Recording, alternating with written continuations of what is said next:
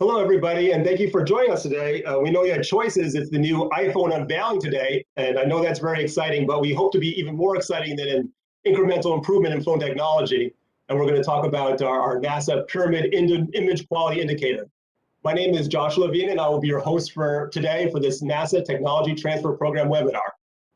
Our presenter today is Dr. Justin S. Jones.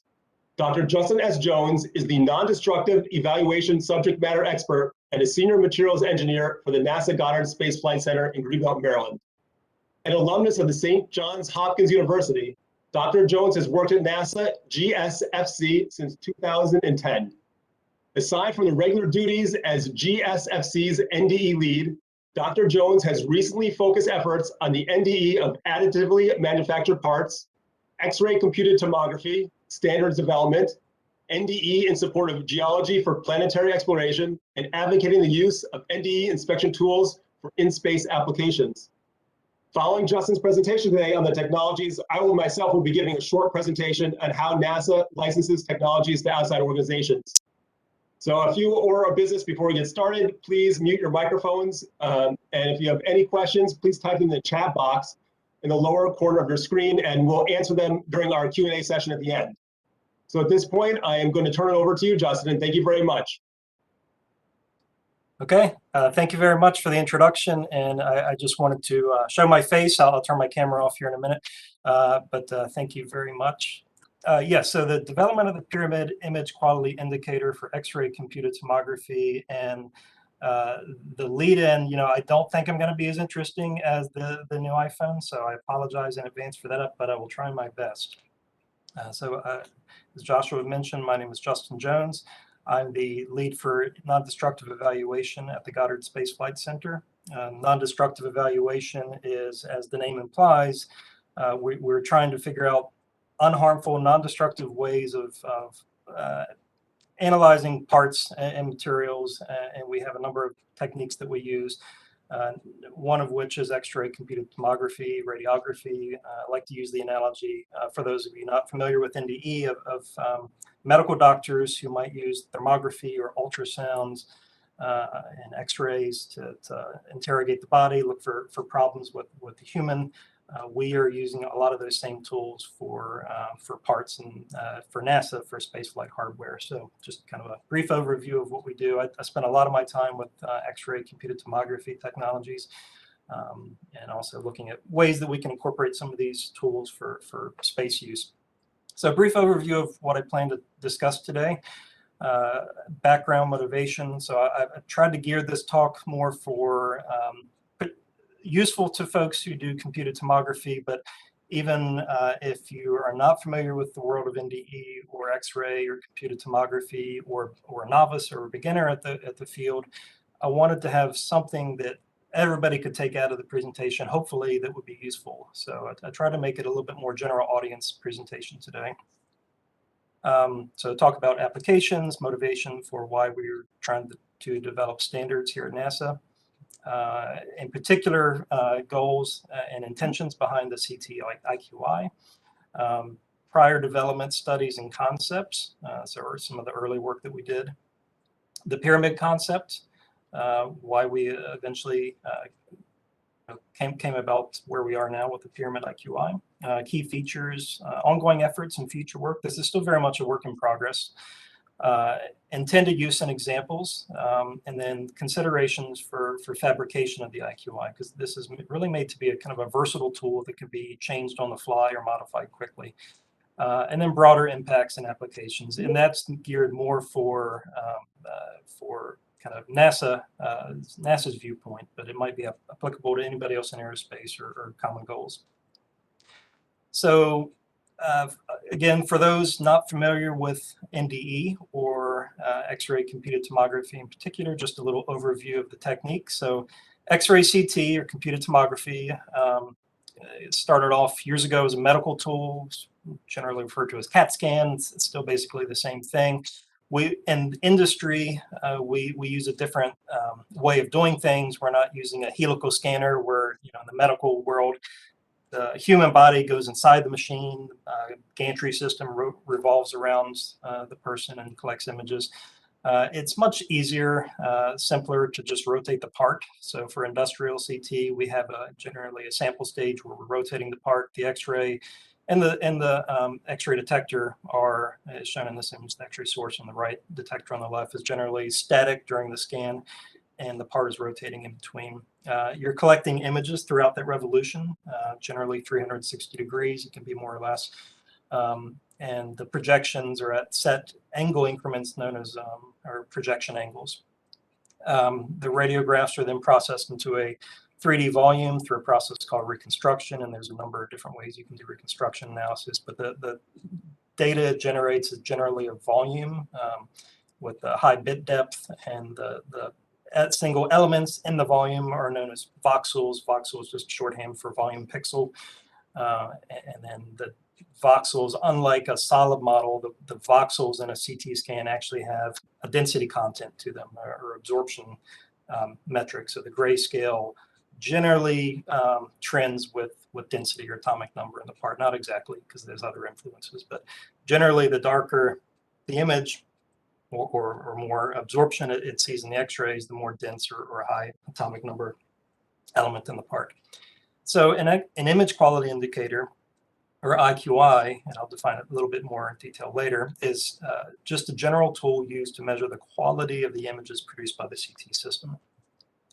So I wanted to highlight some of the things for those not familiar with CT, some of the things that we do, particularly at NASA and GSFC, which is Goddard Space Flight Center. So just a few examples, and I've broken these into different categories of different ways we use the CT system. So we use it a lot for inspecting mechanisms, and at Goddard we pretty much are inspecting something new every day. It's hardly ever the same thing.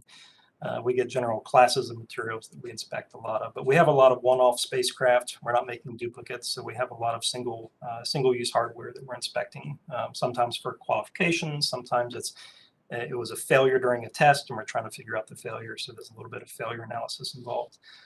So we do a lot of mechanisms. We have braze joints. Here is a prototype of kind of an endoscopic camera that was being made for ISS, and this is an early prototype, but this failed during test, and we were able to figure out pretty quickly with X-ray CT why it failed. Other examples are in the composite world. We get a lot of composite coupons that we're inspecting, and CT is not always the best tool for composites, especially if it's a large composite. You might use something like active flash tomography or ultrasound or shearography or some other tools. But we get a lot of inserts where, solar arrays, where the project is trying to attach hardware to a honeycomb sandwich panel. So there might be a threaded insert embedded into the composite substructure. So we get a lot of those inspections and coupons, and also pressure vessels. Here's a composite overwrap pressure vessel, or also known as a COPV, that we were doing simulated impact studies on to see, how much damage they might tolerate in space by micrometeorites. Experimental sandwich panel composites. We get a lot of welds, various kinds, tube welds, plate welds, orbital weld, friction weld. The X-ray CT, if you can get the part into the X-ray CT scanner, and a lot of it depends on geometry, you can get really good detail with CT, and a lot of perspective that you wouldn't get with, some of the other techniques that you might use to inspect a weld.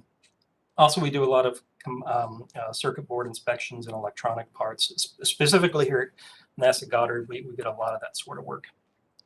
And those have particular challenges, but CT is a pretty universal system that can study a lot of things, including geologic samples. So in recent years, we've been using our CT system a lot for analysis of return samples from the moon. So a lot of these images are Apollo rock samples that we've looked at, and several of these are Martian meteorite samples. So we've got to see a lot of very, very interesting things in the rocks that we've looked at.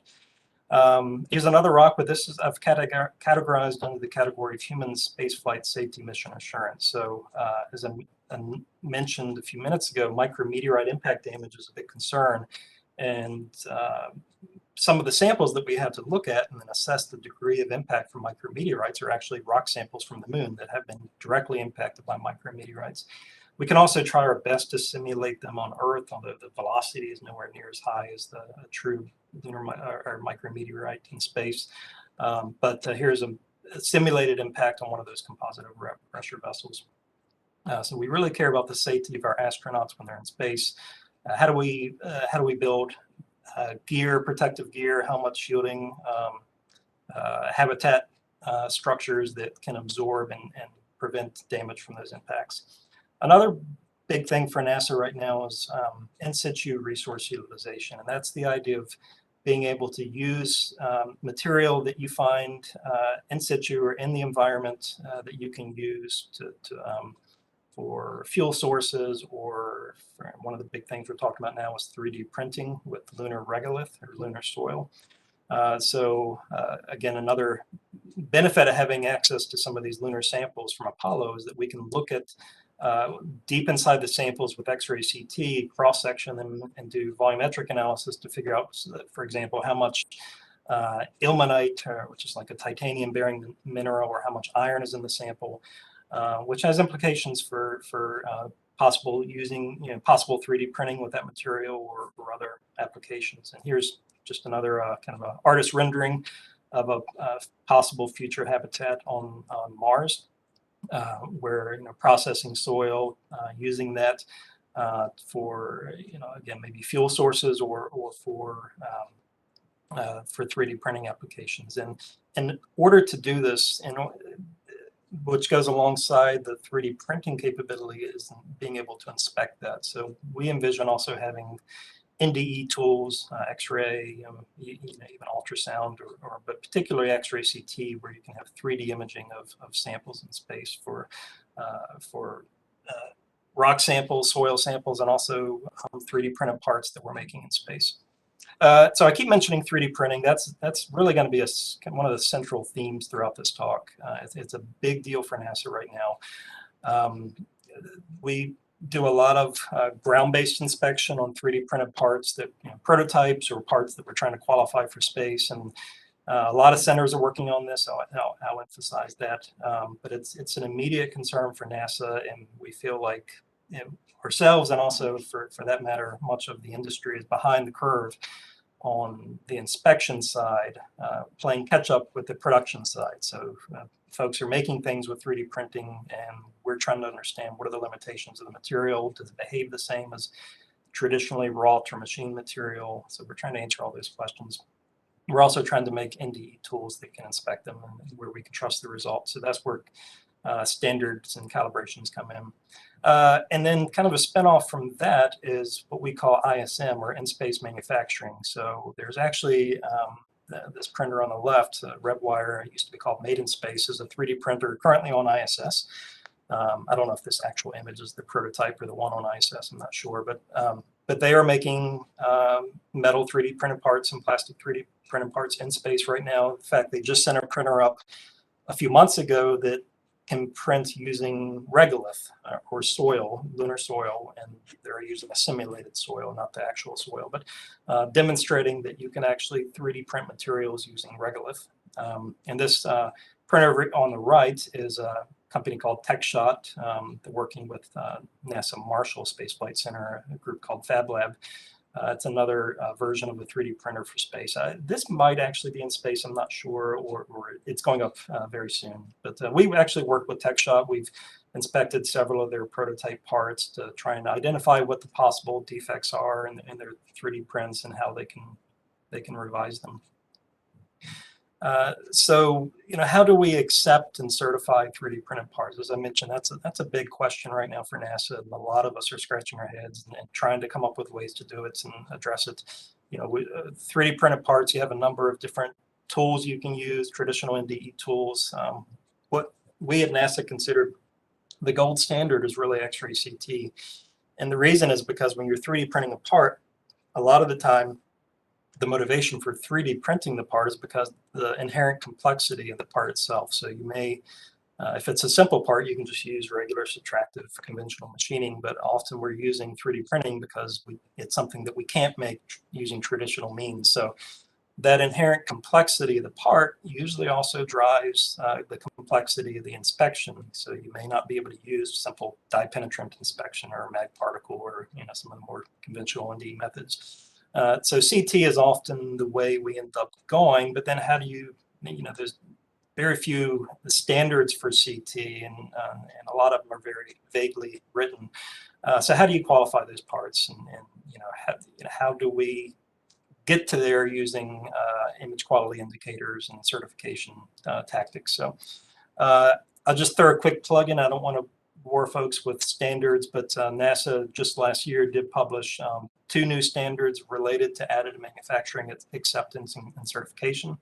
The standard on the right, 6033, is more geared for manufacturers. So how do they comply with NASA guidelines for 3D printing parts? The standard on the left, 6030, which was a spinoff from an old NASA Marshall Spaceflight Center standard. This is geared more for NASA. How do we meet manufacturing and inspection requirements for 3D printed parts? Now, I'll comment that standard does not specify CT reference standards directly, at least not yet in this first version. It's another one of those situations where it's intentionally left vague as we're trying to get a better handle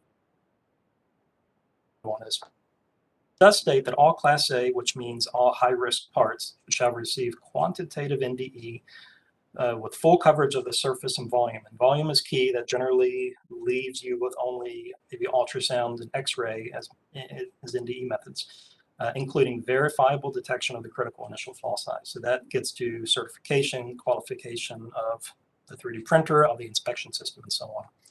So I'll pause here and just define a few things, and I got a couple other slides where I want to go over some definitions. But for those not in the field, what defines the overall quality or sensitivity of an X-ray CT image? And same can be said for radiographs and some other techniques. But basically, we break it down to what we call definition and contrast. And some folks use different terms, but the definition generally can be described in a number of ways. The most direct way of reporting it would be just voxel size, and that you can report directly from the CT scan setup. So you have your detector has a certain pitch or size of the individual pixel elements. That can be divided by the magnification. So the higher the magnification, the more you're spreading your feature across multiple pixels. So you can just do your setup and know what your voxel size is on the image. But what's more important are these next two. The resolution is another one of those where it can be defined differently depending on who you're asked or the application. But it's generally some measure of the smallest observable detail. And it's often measured with some conventional tool like an image quality indicator, such as a line pair gauge. The minimum detectable feature size, that's more of an NDE term of art. So those NDE folks online will recognize that. Sometimes we also call it a flaw size. That's more specific to the application, the material, the feature. So that's, for instance, a crack in a part. What's the smallest size crack that you can find? That sort of thing. All of these factors improve with, or get smaller, you could say, with increasing magnification. So the closer you get your part to the X-ray source, if you can see my cursor, the more you're broadcasting that image onto the detector, higher magnification, you're getting more detail. But the other thing that goes hand in hand with definition is contrast. So you can have good definition but poor contrast and not seeing anything in the image, and vice versa. So contrast relates to the grayscale of the pixels versus another location. And contrast sensitivity is the name that we give that describes the degree to which you can distinguish one feature relative to its background. So the example case I give over on the right shows increasing resolution in the Y or vertical and increasing contrast in the lateral. So you can have an image that's good resolution, bad contrast, or vice versa, and not really see good clarity, but you really want high contrast sensitivity and high resolution in order to get the best out of your image. And those two key variables, are really affected by a number of different things. And I'm just listing a few here, some of the big ones, but there's a number of factors. So unsharpness, which relates to the size of your point source, or the size of your spot size of the X-ray beam, the noise in the detector, X-ray scatter, which is influenced by a lot of different things, imaging artifacts, and various other factors. So how do we take all those different variables, which is a lot for CT, a lot more than conventional radiography, and transform them into a useful standard that we can use to validate the inspection technique? So just to highlight for those of you not aware, in the 2D radiography world, these have been around for years, decades. Various image quality indicator tools. Just showing a few here. So you have a line pair gauge, duplex gauge, step blocks. These are called penetrometers or plaques, or some people call them pennies for short, for measuring contrast and resolution. So those are conventional tools for 2D radiography. They're not really ideally suited for X-ray CT, and the reason is because with CT you're revolving that part 360 degrees, and these flat kind of plaque-shaped IQIs are not really ideally suited for a 3D image, and they don't really represent everything that's going on in the volume as you're rotating that part 360. So our aim was to come up with a methodology and set of tools to assess CT system performance. And we looked at that in a few different ways. One is to have a way to assess detectability limits, such as the resolution or the definition and the contrast, like we talked about, but also to have a way where you can compare different CT systems. And this is big for us. So at NASA, we have, depending on how you count it, 11, 12 different field centers. I'm over on the East Coast in Goddard Space Flight Center in Maryland. But there's 5 or 6 other CT systems scattered across the US in different NASA locations.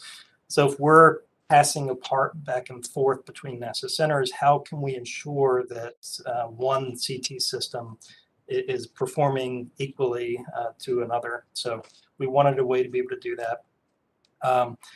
And the IQIs, in terms of the details, I mentioned the flat IQIs used for conventional radiography. We realized we really need something more axially symmetric, or basically uniform thickness or similar thickness from different directions as you rotate around that part, which is more conducive to CT. We wanted it to be versatile, so we can use it for a number of different things.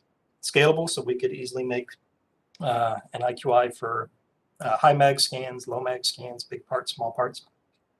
Easily reproducible and producible and modifiable. And also, very importantly, using materials, features, and thicknesses that are relevant to NASA.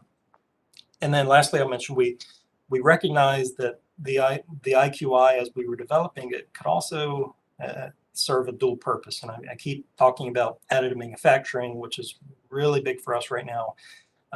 We realized that if you're printing one of these little IQIs using 3D print methods, you could use that as a baseline to compare different 3D print vendors, or adjust 3D printer settings to get the desired results. So that's kind of a third benefit to using the IQIs. So one more page of definitions. I keep talking about IQI, and I loosely defined it above. It's a more generalized tool used to assess some specific metrics relating to the performance of an imaging system. These are not necessarily made of the same material, size, shape as the part that one is intending to inspect. So if you're looking to inspect a composite circuit board that has, lead and copper and phenolic and a bunch of different materials, that doesn't necessarily mean your IQI has to be made of that same construction. Examples are, line pair gauges, penetrometers, thickness gauges, like I showed a couple slides ago. Analogous to that is something called a representative quality indicator, or an RQI. It's related but different. An RQI is a lot more specific, and it really is intended to measure the performance as it relates to a particular part that you're studying.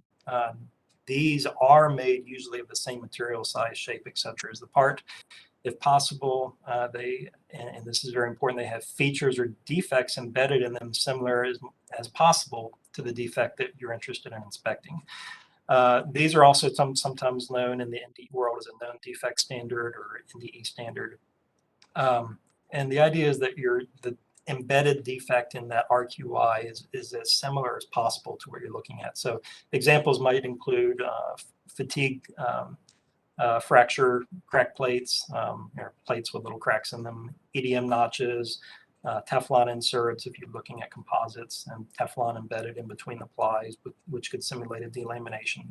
That sort of thing where you're trying as closely as possible to simulate the true defects. So our IQI is a bit of a hybrid between those two. So as we develop this, and I'll just highlight just a few examples, some of the previous studies we've done, and this is just a handful.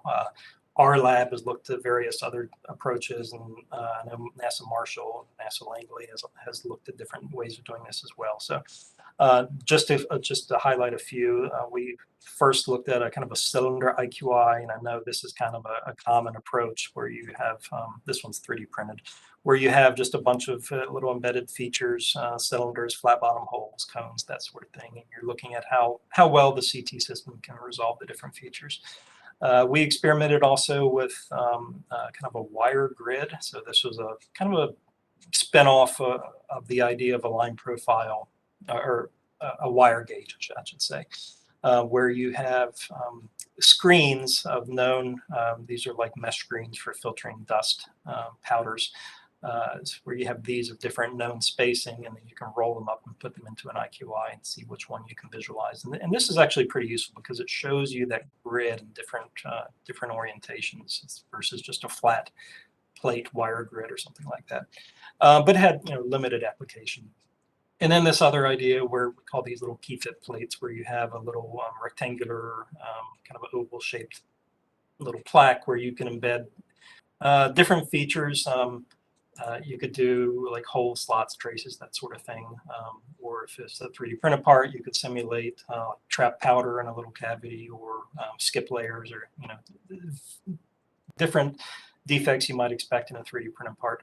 But anyway, you take these and then you put them inside the shell, and that gives you a nice uniform thickness part, and it increases the density too, and the overall thickness of the material, which might replicate what you're trying to inspect. So changing gears now, talking about the pyramid.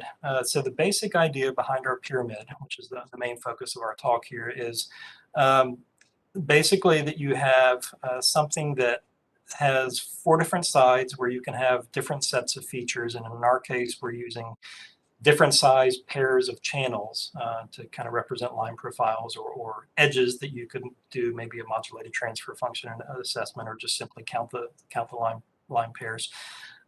Really depends on your application, what you're trying to do. But the idea is that as you approach the top of the pyramid, all the features scale smaller, and upon cross section, as you can see here in the CT scan, you get a nice rectangular cross section of the features, which gets smaller and smaller progressively as you get to the top.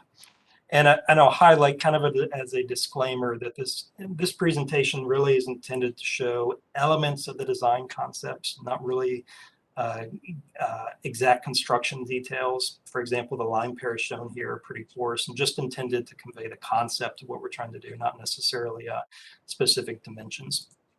But actually, let me jump back here. The idea is that you're scanning this, and here just shows one of the IQIs and a holder in front of the X-ray source, and the detector would be over on the left in this image.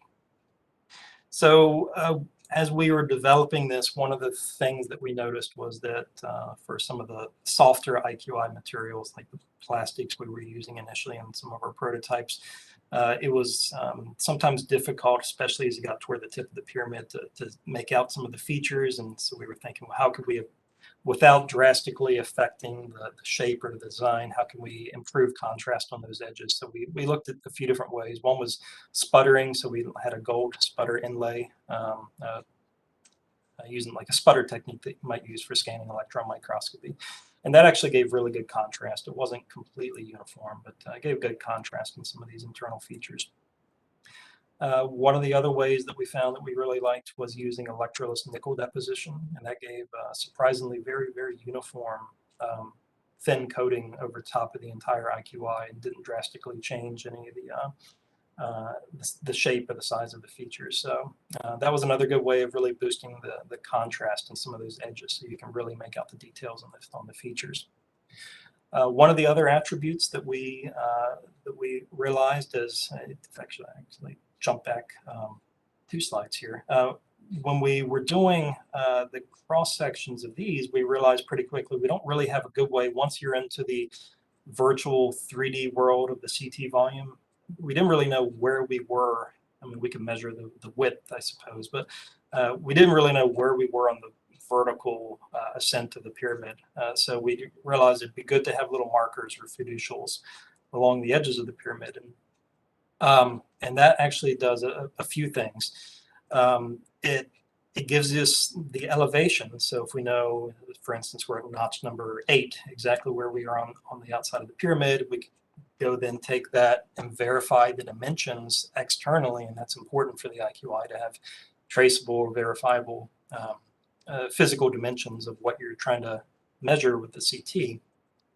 It also gives you a way to align the cutting plane. So when you're in the again, the 3D world, the voxel world of the CT scan, these cutting planes that I'm showing here in black can really be oriented anywhere in 3D space. So as you're doing that, it's hard to tell sometimes whether you're completely orthogonal to the height direction of the pyramid. So those little notches on all the 4 corners, if you carefully align each one of the notches up, then you know your plane is level as it cuts vertically through the 3D space.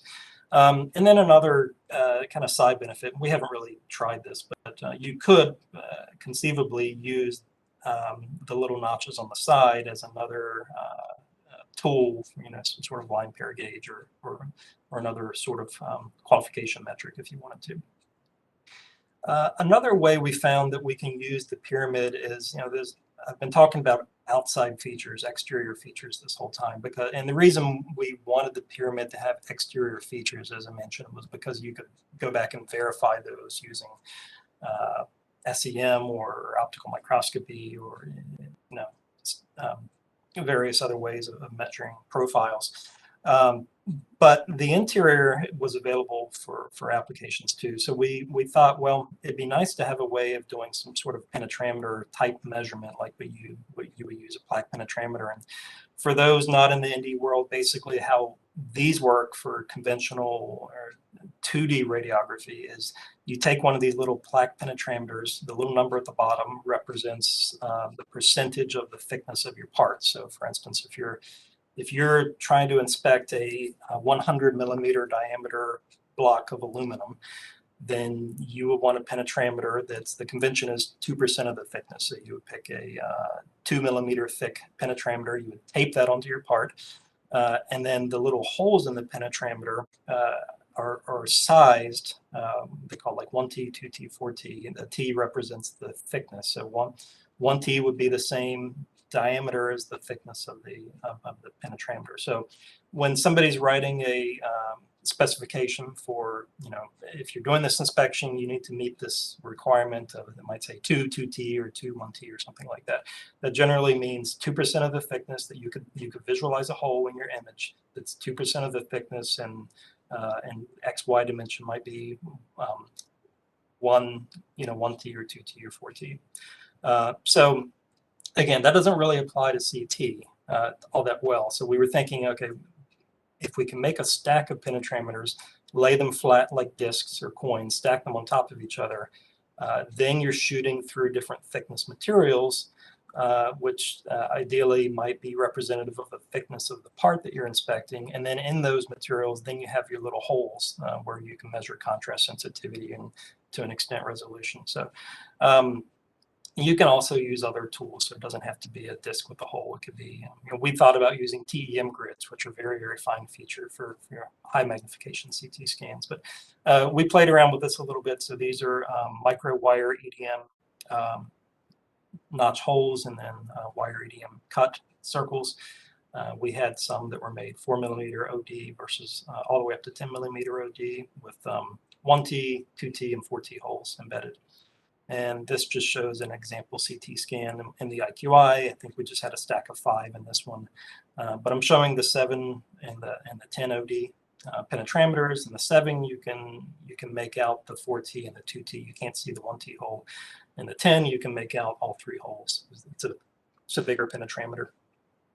So just to kind of summarize the different features that are relevant to the IQI, at least our pyramid design here at NASA. The big one here is that you have progressively smaller dimensions, and the idea is that as if you're trying to qualify the setup, the CT scan setup for a part that's very small, you would use either a small IQI or focus on the tip of the pyramid.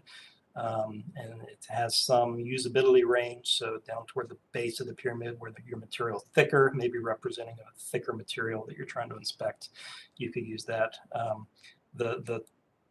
On the surfaces, the flats, you have a number of things you can do. In this example, we're just showing some generic kind of line pair gauges. This could be done a number of ways. I mean, you can actually physically apply wires or traces, or you could use lithography or laser milling, or different ways you could do this. The fiducials are very important for helping you to align your cutting plane, so you know where you are and make sure it's oriented the right way. Especially for plastic IQIs, like 3D printed ones, like I'm showing in a lot of these examples, if you need to boost the contrast, you can coat the exterior using ways that don't really affect the dimensions all that much. Obviously, this isn't needed if the full IQI itself is made of metal.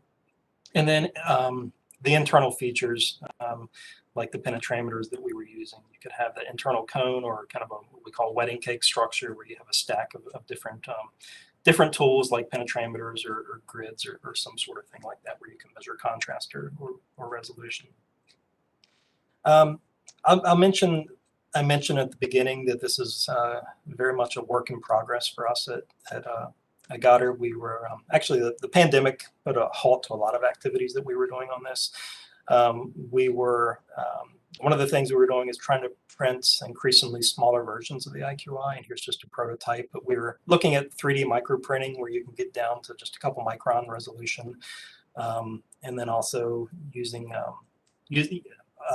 supplemental techniques, so you could have a larger IQI, but you can combine your production method with other ways of printing traces on the flats. And that's one of the reasons we wanted a pyramid shape as opposed to a cone or a round wedding cake shape, because the pyramid gives you flat surfaces onto which you have more ability to machine features into the sides of the flats if you wanted to, or use more advanced techniques like aerosol jet 3D printing or laser milling or something like that to get increasingly smaller features as needed. You may not need them for very large coarse scans, but it gives you that flexibility on a nice flat surface to do that.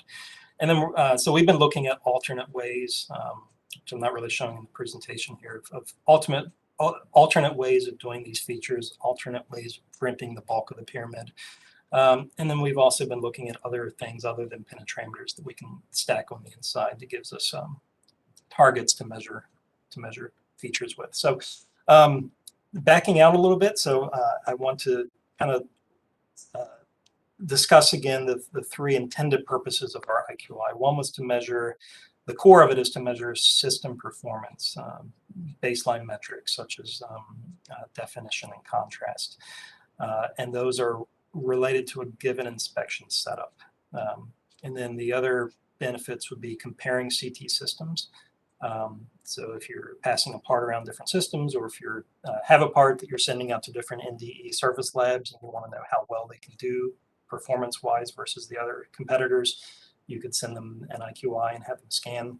And also looking at it again from the 3D print community, which we've probably been more focused on this than anything else here at NASA, is using the IQIs as a quality check to verify AM print performance and to compare 3D printers. So we've been using it for this more than anything else. And another disclaimer here, I'll just say this is not intended to replace an RQI, meaning it does not provide a direct measure of a detectable flaw size. And the reason is because there's no true flaws or cracks or things like that in here that you would really need to demonstrate that sort of capability. RQIs are always the best option, but often we don't have time to make the IQI. They're costly, they take time to make and to validate them. So we feel like the pyramid IQI kind of helps bridge that gap a little bit in times where you may not have the resources to generate a true RQI. It gives you something that you can use to at least measure baseline performance or compare systems, as I mentioned. So those three different categories again, image quality determination system, CT system comparison, and AM printer quality check. I've outlined here in just some example cases.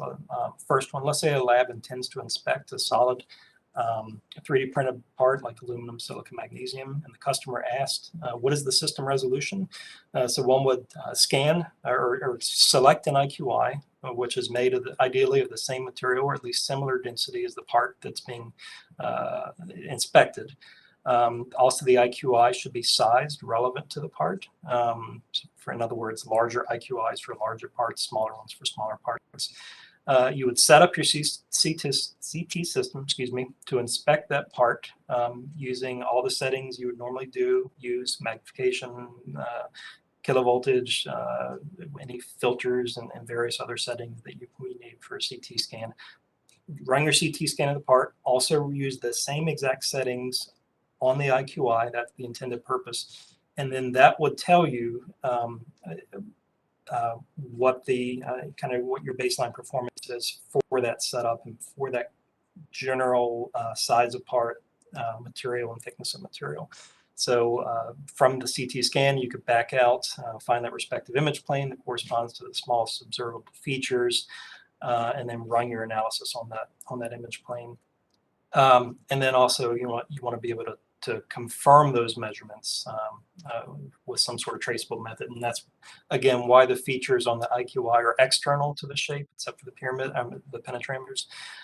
Those external features give you a way to verify that performance or that measurements. And then, so going to the next scenario, so CT system comparison. If a person has a need to have multiple labs, NDE labs, inspect the same type of part, then the IQI could be provided, either passed around, or they could each have the separate IQI made the same way to compare the two different labs. And so if the CT systems are the same, it will provide a way to verify their performance to make sure that, because you could have two the same exact CT system, but vastly different results, because there's so many knobs to turn on a CT scan that you want to be able to at least verify performance level, because a lot of it's operator based. And then if the CT systems are very different, it introduces a lot more variables, but it provides a way to at least target a needed resolution and tune the CT systems in order to match that level of performance.